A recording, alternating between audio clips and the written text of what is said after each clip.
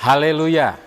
Salam sejahtera Bapak Ibu, Saudara-saudari, keluarga besar GPDI LSAD Magelang, dimanapun Bapak Ibu Saudara berada, Tuhan Yesus memberkati. Kembali hari ini kita akan bersama-sama belajar firman Tuhan. Hari ini saya ambil di dalam Imamat pasal yang ke-14 ayat 13. Imamat pasal 14 ayat yang ke-13, demikian bunyi firman Tuhan. Domba jantan itu harus disembelihnya di tempat orang menyembelih kurban penghapus dosa dan kurban bakaran di tempat kudus.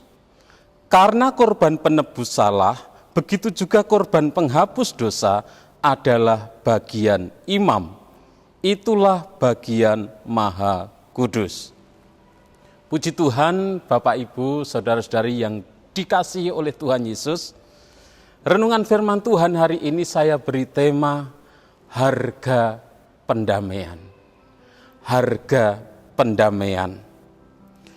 Tuhan menghendaki adanya pendamaian, yaitu perubahan status dari najis menjadi tahir.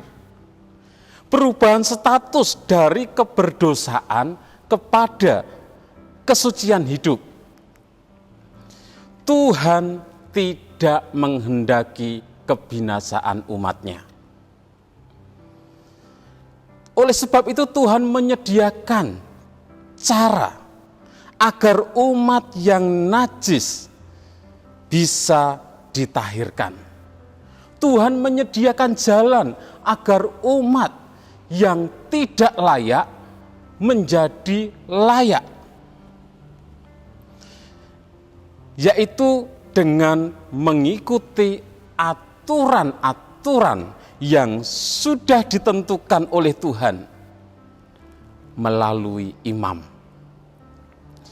Proses pendamaian biasanya diadakan ketika terjadi pertentangan antara dua pihak. Jadi ketika ada dua pihak yang bertentangan, itu diadakan proses pendamaian. Demikian juga Tuhan melakukan pendamaian karena kita manusia merupakan seteru Tuhan ketika kita masih di dalam dosa. Jadi ketika kita manusia masih di dalam dosa, kita menjadi seteru dari Tuhan. Oleh sebab itu Tuhan mengadakan pendamaian. Bapak Ibu, saudara-saudari yang dikasihi dan diberkati oleh Tuhan. Dalam Imamat pasal yang ke-14 ini dituliskan aturan tentang cara pentahiran bagi orang yang sembuh dari penyakit kusta pada zaman Musa. Hal ini merupakan salah satu cara yang paling rumit, di mana ketika seseorang sembuh dari kusta, dia ingin dinyatakan tahir oleh imam, dia harus mengikuti aturan-aturan yang sudah Tuhan tetapkan, aturan-aturan yang sudah Tuhan tentukan. Aturan-aturan ini begitu rumit. Kalau Bapak Ibu Saudara membaca di dalam Imamat pasal yang ke-14 ini secara perlahan-lahan, mengikuti dengan membaca saja rumit, apalagi melakukannya. Tidak terbayangkan bagaimana repotnya seseorang yang sembuh dari kusta untuk dinyatakan menjadi tahir. Ada proses-proses yang harus dilakukan.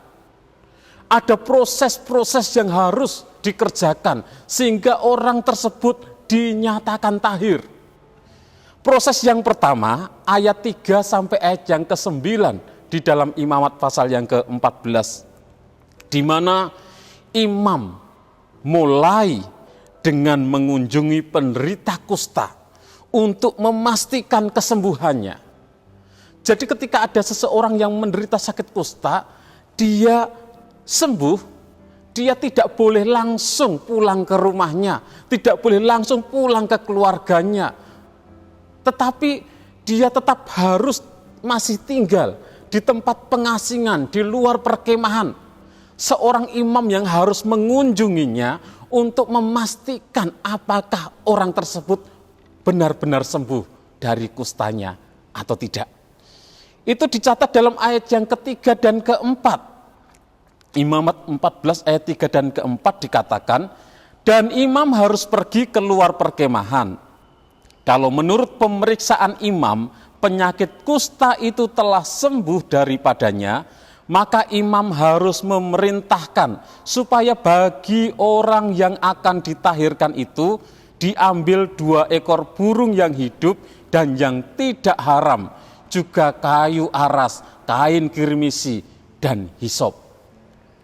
Jadi setelah diperiksa oleh imam dan dinyatakan sembuh, orang tersebut harus mengambil, menyediakan 2 ekor burung yang tidak haram, menyediakan kayu aras, kain kirmisi, dan hisop untuk acara proses pentahiran. Lalu burung yang disediakan itu, kalau kita membaca dalam ayat selanjutnya, imam menyembelih burung di atas belanga tanah berisi air yang mengalir, ayat yang kelima. Dan burung yang satunya lagi dicelupkan hidup-hidup ke dalam darah burung yang disembelih dan dipercikkan ke orang tersebut. Dan burung yang hidup kemudian dilepaskan ke padang, ayat yang ke-6 sampai yang ke-7. Kemudian orang yang sembuh dari kusta itu yang mau dinyatakan tahir, orang tersebut kemudian harus membersihkan dirinya. Barulah ia boleh masuk ke perkemahan, tetapi tetap tinggal di luar kemahnya sendiri sampai hari yang ke-7. Ayat yang ke-8 dikatakan, orang yang akan ditahirkan itu haruslah mencuci pakaiannya, mencukur seluruh rambutnya dan membasuh tubuhnya dengan air, maka ia menjadi tahir. Sesudah itu ia boleh masuk ke dalam perkemahan, tetapi harus tinggal di luar kemahnya sendiri 7 hari lamanya. Setelah mengikuti proses yang pertama ini, dia boleh pulang ke perkemahan. Tetapi dia belum boleh masuk ke dalam kemah. Masih harus tinggal di luar kemah sampai hari yang ke-7. Dan sesudah hari yang ke-7 sekali lagi ia harus membersihkan dirinya secara total. Di dalam ayat yang ke-9 dikatakan, maka pada hari yang ke-7 ia harus mencukur seluruh rambutnya, rambut kepala, janggut, alis, bahkan segala bulunya harus dicukur, pakaiannya dicuci, dan tubuhnya dibasuh dengan air, maka ia menjadi tahir. Apakah sudah cukup sampai di situ? Ternyata belum cukup. Setelah melewati proses yang pertama ini, masih ada proses yang kedua untuk dinyatakan menjadi tahir. Proses yang kedua dicatat di dalam ayat yang ke-10 sampai ayat yang ke-31. Tentunya Bapak Ibu Saudara bisa membaca sendiri di dalam Imamat pasal yang ke-14 ayat yang ke-10 sampai ayat yang ke-31. Dan proses yang kedua, pendamaian dilakukan dengan serangkaian persembahan kurban. Ada korban penebus salah dan penghapus dosa untuk mendamaikan orang tersebut dengan Allah. Lalu korban bakaran sebagai tanda bahwa ia sudah diperdamaikan. Ya, bisa membaca ayat 10 sampai ayat 31, baca secara perlahan-lahan. Di sana dicatatkan tentang proses mempersembahkan korban. Dan pentahiran yang rumit ini menunjukkan kepada umat Israel yang ada pada waktu itu bahwa betapa mahalnya harga yang harus dibayar agar mereka dapat didamaikan dengan Allah, walau sifatnya hanya sementara.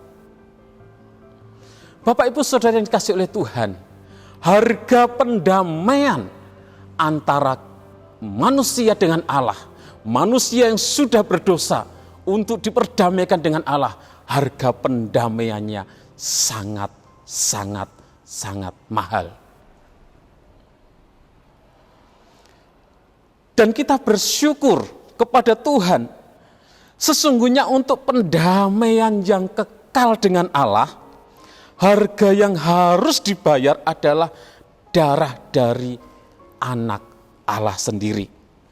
Dalam 1 Petrus 1 ayat 18 sampai 19 dikatakan, sebab kamu tahu bahwa kamu telah ditebus dari cara hidupmu yang sia-sia yang kamu warisi dari nenek moyangmu. Itu bukan dengan barang yang fana, bukan pula dengan perak atau emas, melainkan dengan darah yang mahal, yaitu darah Kristus yang sama seperti darah anak domba yang tak bernoda dan tak bercacat. Jadi harga penebusan, harga pendamaian dengan Allah itu sangat mahal. Manusia tidak dapat mendamaikan dirinya sendiri dengan Allah. Manusia tidak dapat menebus dirinya sendiri. Manusia tidak dapat menyelamatkan dirinya sendiri. Dalam Mazmur 49 ayat 8 dikatakan, tidak seorang pun dapat membebaskan dirinya atau memberikan tebusan kepada Allah ganti nyawanya. Kalau begitu, apakah kita sudah menghargai harga yang sangat mahal yang telah dibayar oleh Kristus untuk pendamaian kita dengan Allah? Mari kita bersyukur buat pendamaian yang Yesus Kristus kerjakan. Dia sudah menguduskan kita, membenarkan kita, mendamaikan kita. Oleh sebab itu, kita yang sudah ditebus, kita yang sudah didamaikan oleh darah Kristus yang kudus, mari kita hidup di dalam kekudusan. Kita hidup sesuai dengan kehendak Allah, menyenangkan hati Tuhan. Puji Tuhan, Tuhan Yesus memberkati. Mari kita berdoa. Terima kasih Tuhan Yesus buat kasih karunia-Mu, buat kebaikan-Mu, di mana darah-Mu Engkau curahkan untuk mendamaikan kami dengan Allah Bapa di surga. Kami tidak dapat membayar harga pendamaian itu, tetapi Engkau sudah memberikan anugerah bagi kami. Engkau sudah mencurahkan darah-Mu untuk membayar lunas, untuk mendamaikan kami dengan Allah. Terima kasih Tuhan, hidup kami adalah milik-Mu Tuhan. Pimpin kami, tuntun kami untuk hidup seturut dengan kehendak-Mu, hidup dalam kebenaran, hidup dalam kekudusan. Terima kasih Tuhan. Ya Tuhan, kiranya kami keluarga GPDI El Shaddai Magelang terus percaya kepada kasih setia-Mu, bersorak-sorak karena penyelamatan-Mu. Kiranya kami menaikkan pujian untuk-Mu karena Engkau telah berbuat baik kepada kami. Di dalam nama Tuhan Yesus Kristus kami berdoa bersyukur. Haleluya. Amin.